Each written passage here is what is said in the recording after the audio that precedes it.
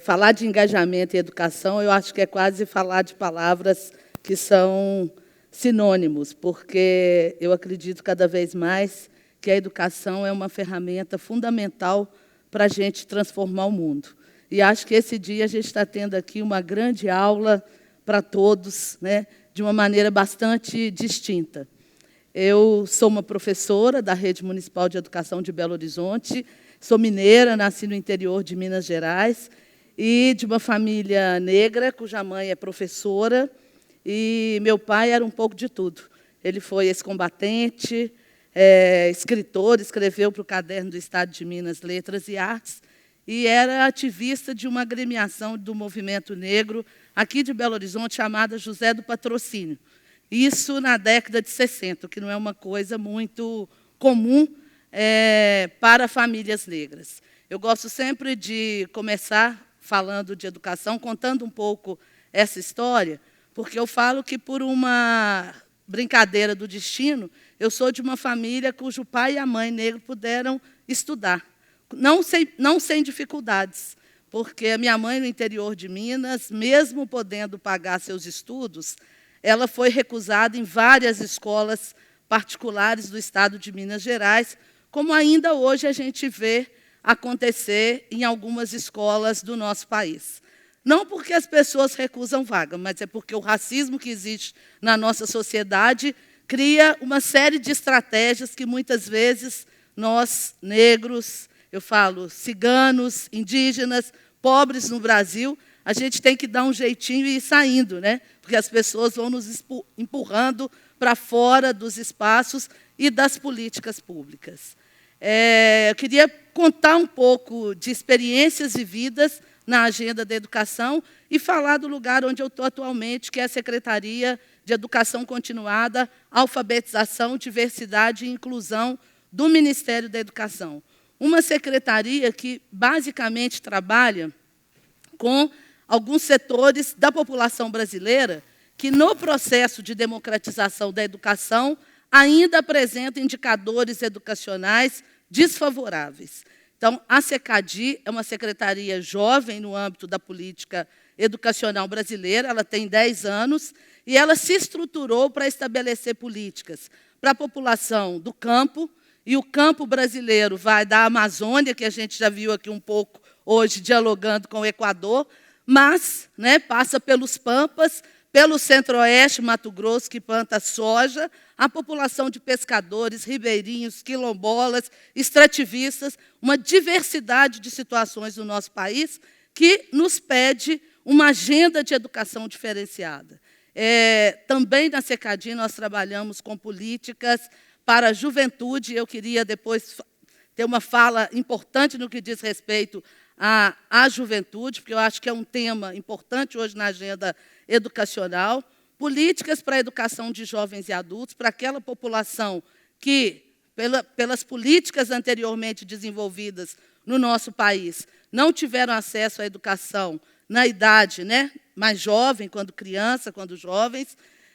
Políticas para a inclusão de estudantes com deficiência, transtornos globais do desenvolvimento e altas habilidades. Então, é uma agenda extensa, sem falar da discussão dos direitos de crianças e adolescentes, da necessidade de se pensar políticas para a educação daquelas pessoas que estão no sistema prisional, bem como para os adolescentes que estão no sistema socioeducativo. Queria contar experiências bem-sucedidas e algumas que nos chamam a refletir sobre a necessidade de cada vez mais nos engajarmos numa agenda da educação, mas não de qualquer educação, né? Numa educação que se pense para a diversidade dos sujeitos que nós temos no nosso país. Uma primeira questão que eu queria destacar é um projeto que nós desenvolvemos em Belo Horizonte, que era o projeto da rede do terceiro ciclo. Um projeto bem interessante, que pensava na questão da alfabetização de adolescentes na faixa etária de 12 a 13 anos e que ainda não sabiam ler e escrever. Essa é uma grande luta do nosso país. Não só trazermos todas as pessoas, crianças e adolescentes, para a escola, mas garantir que eles se alfabetizem, garantir que eles aprendam.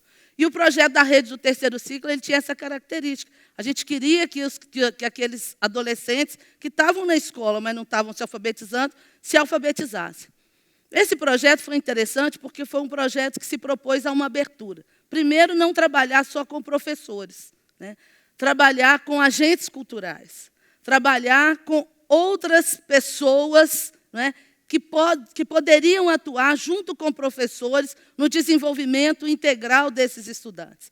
Mas o que eu quero contar não é bem a experiência do projeto, foi o que aconteceu com alguns adolescentes que moravam ali na região do Morro das Pedras e que estavam se deslocando, financiados pela Prefeitura de Belo Horizonte, de táxi, até o prédio da Fafis, que é um prédio que fica lá no Santo Antônio, da antiga Fafis, um prédio histórico que tem aqui em Belo Horizonte.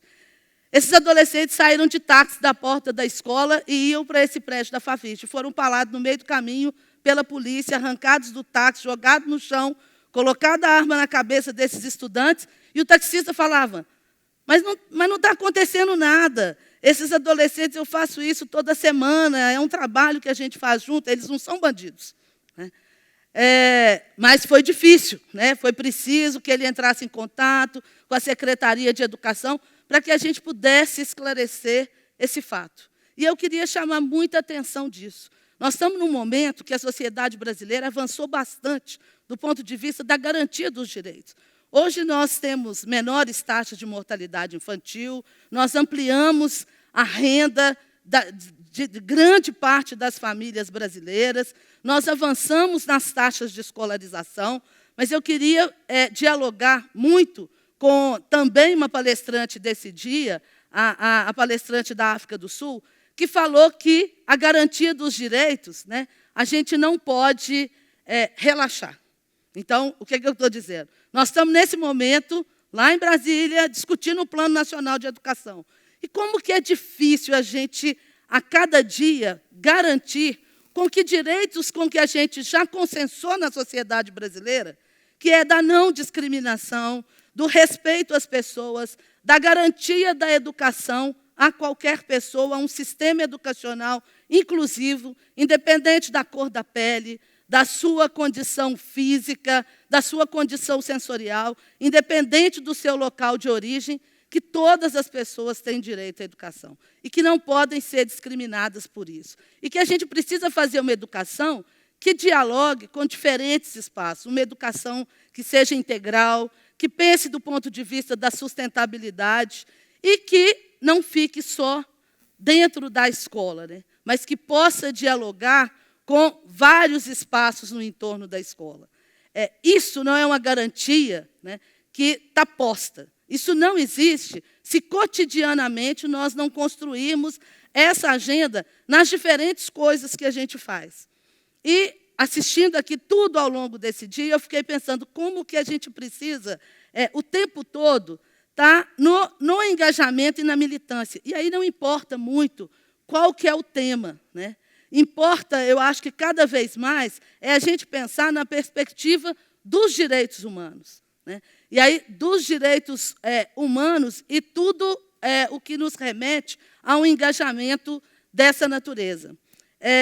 Pensar na diversidade da sociedade brasileira e pensar isso do ponto de vista educacional é fazer um esforço muito grande de transformação do próprio Estado. Porque o nosso Estado ele não foi instituído para dar conta das diferentes diferenças.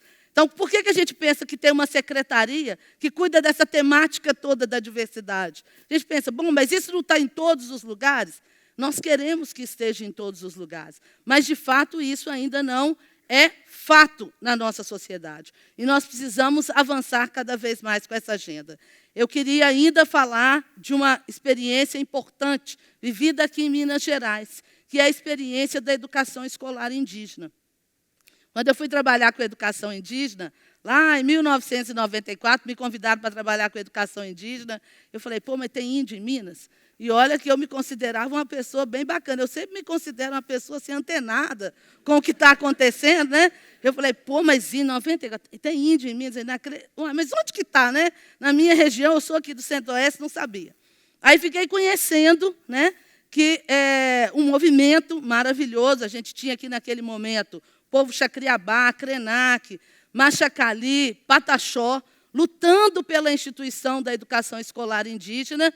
E eu me deparei, em 1994, com uma agenda muito forte no nosso Estado, porque nós tínhamos um município inteiro, por exemplo, como o município de São João das Missões, que mais de 70% da população é população indígena Xacriabá, e que tinha um índice elevado de analfabetismo. Né? Naquele momento, naquele município, a gente tinha, trabalhando, né, com as populações indígenas do município, 15 professores que eles falavam que eram professores brancos. Né? E professores que iam nas escolas indígenas, não com muita frequência. Eu conheci, naquele momento, comunidades inteiras que não tinha nenhuma criança alfabetizada, nenhum adolescente alfabetizado. Isso não tem muito tempo. Mas hoje, quando a gente olha para o Brasil, nós ainda temos municípios brasileiros que têm mais de 40% da população analfabeta. Né? E, muitas vezes, do lugar onde a gente está, no município onde a gente está, a gente que está mais aqui no Sudeste, a gente não se dá conta dessa dimensão, do grande esforço que nós ainda temos que fazer na sociedade brasileira para que, de fato, a gente transforme e construa uma sociedade mais igualitária do ponto de vista do acesso educacional. Então, a gente fala de analfabetismo, mas a gente tem que falar do acesso à educação superior. Quer dizer, temos que falar da educação básica, temos que falar do acesso à educação superior.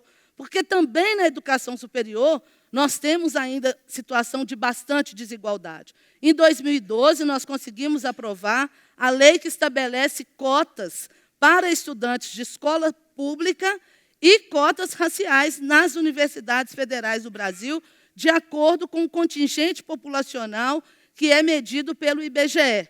Bom, isso foi um grande avanço. E aí, só para dizer, o movimento negro já vinha lutando por cotas há muitos anos, e muitas universidades, por iniciativas próprias, há pelo menos 10 anos, desde 2002, já vinham implementando mecanismos de cotas internas às instituições, por definições próprias.